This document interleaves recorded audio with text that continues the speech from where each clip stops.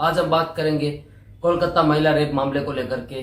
Supreme court ने स्वतः संज्ञान लेते हुए कहीं न कहीं सुनवाई शुरू कर दी है और सुनवाई को लेकर के आज एक बार फिर कोर्ट में कहीं न कहीं पश्चिम बंगाल की सरकार और पुलिस पर अहम सवाल खड़े करते हुए कई टिप्पणियां भी की गई माननीय सर्वोच्च अदालत की तरफ से। आखिर इसके क्या मायने हैं और इसी के साथ साथ जो सवाल खड़े किए गए ये कितने अहम है, इन्हीं तमाम मुद्दों पर बात करने के लिए हमारे साथ खास सम्मान है सुप्रीम कोर्ट के अधिवक्ता संजय के चड्ढा। संजय के चड्ढा जी, आपका बहुत स्वागत आज हमारे प्रोग्राम में। धन्यवाद जयदेव जी। संजय के चड्ढा जी, आपसे हमारा पहला सवाल है कि सुप्रीम कोर्ट में आज सुनवाई का दूसरा दिन था, ऐसे में क्या कुछ खास टिप्पणियां की गई सुप्रीम कोर्ट की तरफ से आज की सुनवाई के दौरान? जयदेव जी, बहुत सारे बिंदु हैं और जैसा हम सबको मालूम है 20 तारीख को सुप्रीम कोर्ट ने जब अपनी शुरुआत की थी, आज से 2 दिन पहले, आज 22 तारीख में, तो सुप्रीम कोर्ट ने कहा एफआईआर में क्यों डिले है। सुप्रीम कोर्ट ने बहुत जोर से सख्ती दिखाते हुए कहा कि भाई प्रिंसिपल जो है उसको आपने तबादला कर दिया और किसी और गवर्नमेंट कॉलेज में भेज दिया। क्यों जो है कि पोस्टमार्टम की क्या पोजीशन थी। इसके अलावा जो सबसे इंपॉर्टेंट पॉइंट जिसमें बहुत नाराजगी दिखाई सुप्रीम कोर्ट ने वो था कि पेरेंट्स को 3 से 4 घंटे तक बच्चे की डेथ बॉडी तक देखने को नहीं दी गई। तो वो सब प्रारूप में उसका जवाब देने का प्रयास किया गया उस दिन और 5-6 गाइडलाइन इशू की थी 20 तारीख। ये परिप्रेक्ष्य बताना बहुत जरूरी है जिसमें कि उन्होंने जो एक टास्क फोर्स की, नेशनल टास्क फोर्स 14 मेंबर, जिसमें कि पूरे देश के बहुत परिपक्व और मजबूत जो डॉक्टर्स हैं जो इस क्षेत्र से कनेक्टेड हैं, इस पर्टिकुलर फील्ड पे अपनी बेहतरीन से बेहतरीन राय देंगी, उनकी बॉडी को बनाया गया। साथ ही सीबीआई को इन्वेस्टिगेशन की रिपोर्ट आज जमा करने के लिए कहा गया था। वेस्ट बंगाल की सरकार को कहा था कि आप रिपोर्ट दायर करेंगे। साथ ही सीआईएसएफ को आरजी कार इंस्टीट्यूट में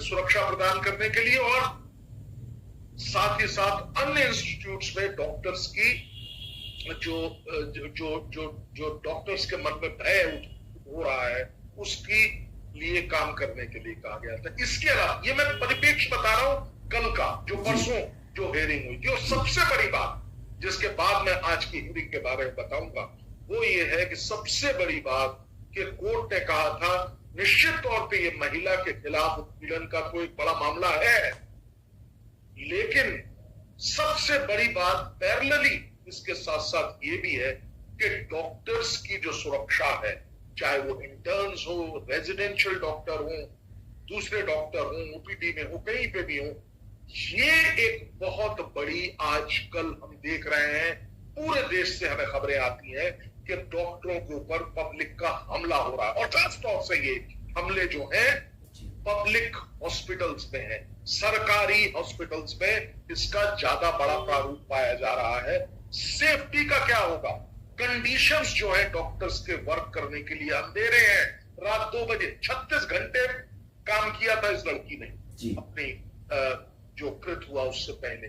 इसके अलावा डॉक्टर्स को रात दिन काम करना पड़ता है, महिला डॉक्टर्स के लिए अलग कमरे नहीं है, लाइट नहीं है हॉस्पिटल में, कितने सारे इश्यूज परसों। अब आ जाते हैं आज की पेशी। आपने मुझसे पूछा जो सवाल, क्योंकि ये पृष्ठभूमि बताना बहुत आवश्यक था जो भी व्यक्ति हमारी बात सुन रहा है।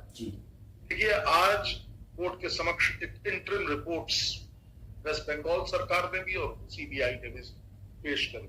मैंने कुछ पॉइंट्स बनाए जो इंपॉर्टेंट थे, उनका भी यहाँ पे जिक्र करूंगा। एक तो कलकत्ता पुलिस के उस अधिकारी को, देखिए आज क्या क्या हुआ वो मैं क्रमबद्ध बताने का प्रयास करूं।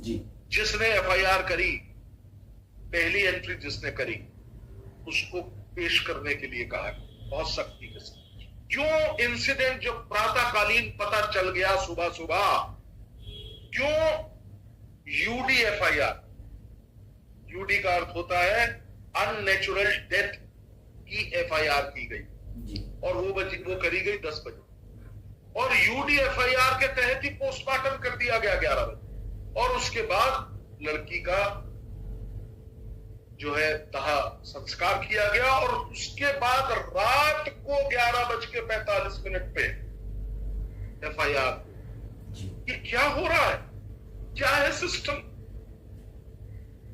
बहुत बहुत सख्त की सुप्रीम। अब मैं आता हूं दूसरी जो बड़ी बात, पहली बात मैंने बता दी, दूसरी बड़ी बात गैंग रेप की थ्योरी पेश की जा रही थी।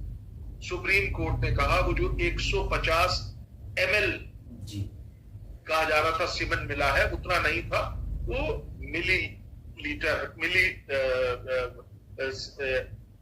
क्या है, मैं आपको देख के बताता हूं साहब, क्या जो एग्जैक्ट है वो ml है, ना कि GM, यानी कि ग्राम नहीं है, 151 ग्राम नहीं है, 151 मिलीग्राम है, अर्थात ये गैंग रेप नहीं है।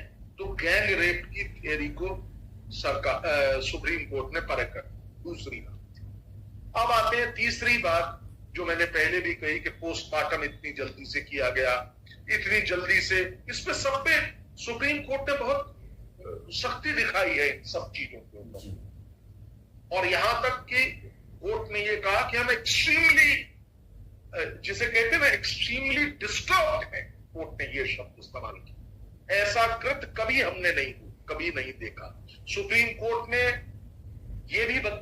कोर्ट में सीबीआई ने यह भी बताया कि जो विक्टिम है उसके फ्रेंड्स ने कहा कि जब ये इन्वेस्टिगेशन हो रहा था, पुलिस अपने वो ले रही थी, वहां से सैंपल्स ले रही थी, क्राइम सीन को प्रोटेक्ट करने की आवश्यकता थी, तो जो विक्टिम के फ्रेंड्स थे उन्होंने क्या कहा कि भाई आप वीडियोग्राफी करिए, आप इन जो चीजों इनकी फोटोग्राफी भी करिए, लेकिन वो भी एब्सेंट रहा। 2 मिनट जरूर लूंगा जयदेव भाई, लेकिन ये सारी चीजें जो हैं वो गलत, कैसे सिद्ध होंगी या क्या होगा ये तो 5 सितंबर को पता चलेगा। लेकिन सुप्रीम कोर्ट ने फिर अगला पॉइंट में मेरा जो है वो ये है कि सुसाइड की थ्योरी प्रिंसिपल ने शुरू में बताई थी, वो क्यों बताई, क्या उसके पीछे कारण था, ये तो मर्डर है, सीबीआई ने कहा।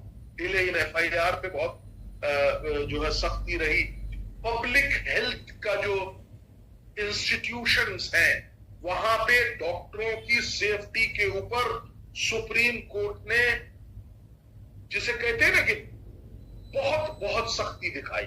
फिर सुप्रीम कोर्ट ने डॉक्टर से ये भी अपील की कि अब आप जो educating doctors all across the country हैं उनसे कहा कि जस्टिस और मेडिसिन ये दोनों रुक नहीं सकती।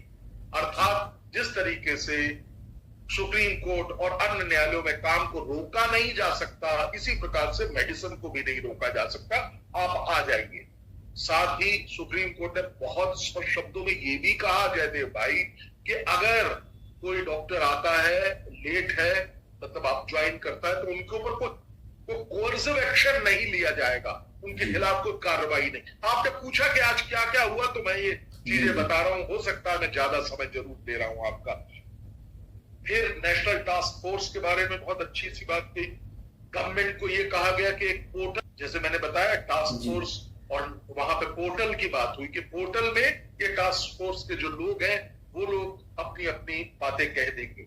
इसके अलावा जो नेक्स्ट डेट मैंने जैसे बताया कि सुप्रीम कोर्ट ने कहा कि नेक्स्ट डेट जो है वो हम दे रहे हैं 5 सितंबर की, और तब सीबीआई और वेस्ट बंगाल दोनों सरकारों को एक एक इंटरिम रिपोर्ट देनी है। और इन तमाम चीजों को जो मैंने अभी तरतीबवार बताया उस पे कोर्ट ने अपनी तवज्जो दिखाई और एक आध जगह पे क्रिटिसाइज भी किया गवर्नमेंट को फॉर इनएक्शन।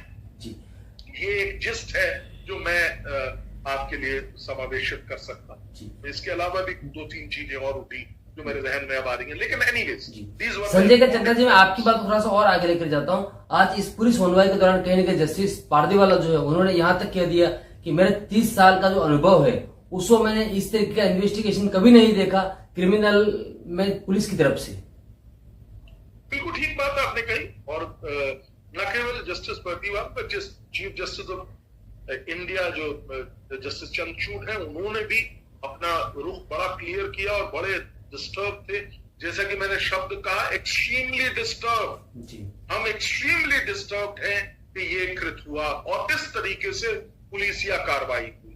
क्यों डिले हुआ FIR को लगने में, इतना समय लग गया, पोस्टमार्टम सो क्विकली, यूडी में डेथ डिक्लेयर करके उसका पोस्टमार्टम कर दिया गया। इन तमाम चीजों को अगर हम समावेशित करें तो अगर ये बात कही जाए कि कोर्ट जो थी वो डिस्टर्ब थी, कोर्ट ने इस चीज को बिल्कुल पसंद नहीं किया और यही कारण है कि सीबीआई अब इसका इन्वेस्टिगेशन कर रही है। और मुझे लगता है कि मजबूती से सुप्रीम कोर्ट के आंखों के सामने ये चीजें हो रही हैं, तो मुझे लगता है कि we will get some good result soon. जी संजय चड्ढा जी, आपसे मेरा एक आखिरी सवाल है कि आज माननीय सुप्रीम कोर्ट ने एक बात और यह भी कही कहीं ना कहीं कि जो क्राइम सीन जो था उसको कहीं ना कहीं सिक्योर करने की, सुरक्षित करने की जरूरत थी और ये जरूरत तब थी जब पोस्टमार्टम हुआ उससे पहले, लेकिन यहाँ पे जस्ट अपोजिट हुआ, उसका पोस्टमार्टम के बाद उसको सुनिश्चित करने का जो काम किया जा रहा है उस पर जो सवाल खड़े किए, ये कितने आम है? ये भी बात बहुत आपने सही उठाई, ये भी उठी थी और सुप्रीम कोर्ट ने इस पे भी बहुत सख्ती दिखाई और कहा कि क्राइम सीन को जब पुलिस को आके वो प्रोटेक्ट करना होता है, कहाँ पे क्या चीज है तो पता है, अगर जो एक्सपर्ट्स हैं उनको बुला के वहां पे निशान लेने हैं, जो भी चीजें क्राइम सीन पे उपलब्ध हैं उनको परिपक्व रखा जाता है। लेकिन यहाँ पे न जाने क्या कारण था कि इस केस को सुसाइड पहले बताया जाना आरंभ किया गया, तदुपरांत लड़की का बहुत तेजी के साथ पोस्टमार्टम कराया गया और पोस्टमार्टम के बाद जो पेरेंट्स हैं उनको ऐसा कहने में मेरे को कोई गुरेज नहीं है कि उनको ये फोर्स किया गया कि आप जाइए और फटाफट इसका क्रिमेशन कर दीजिए और समाप्त कर दीजिए इस चीज को। कहीं पे एक जिसे कहते हैं ना संदेह की नजर आती है कि क्यों ये तेजी दिखाई गई और खास तौर से एक यूडी एफआईआर करने का कोई औचित्य है क्या, जबकि आप जानते हैं कौन विक्टिम है, कौन कैसे क्या क्या हो रहा है। यू आर देयर, 36 घंटे से वो वहां नौकरी कर रही थी और उससे पहले से वो वहां की एमडी की छात्रा है। अब देखिए, लेकिन चीजों को एब्सोल्युटली डिफरेंट तरीके से ट्रीट किया जा रहा था। प्रतीत हो रहा था कि मर्डर है और रेप का केस है, लेकिन उसको एक अननेचुरल डेथ दिखा के पोस्टमार्टम किया गया। तो चीजों को हर्ष वर्ष करने की, छुपाने की मुझे लगता है कि कोशिश की गई, जो कि अब प्रतीत होता है कि फेल हो गई। जी संजय चड्ढा जी, आपने हमारे लिए समय निकाला, उसके लिए आपको बहुत बहुत धन्यवाद।